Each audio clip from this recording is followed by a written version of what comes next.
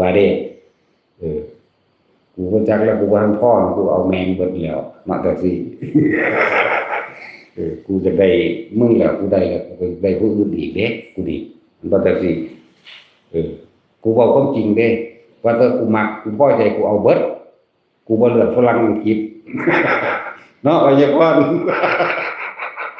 บ่เลือกฝรั่งอังกฤษบ่เลือกเด้เราไทยเขมรพม่านำแมงเบิดกูมักแม่นบ่ซั่นแล้ว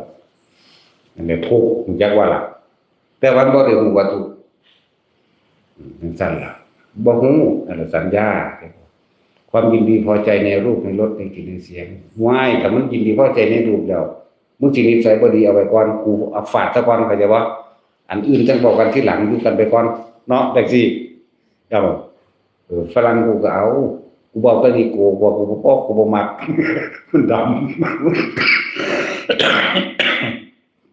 บ่เอาดำๆแต่มนๆขาวๆขึ้นมาแน่กูเอาเนาะก็กูพอใจมั้ยแต่เป็นดำๆกูบ่เอาเด้หัวหยิก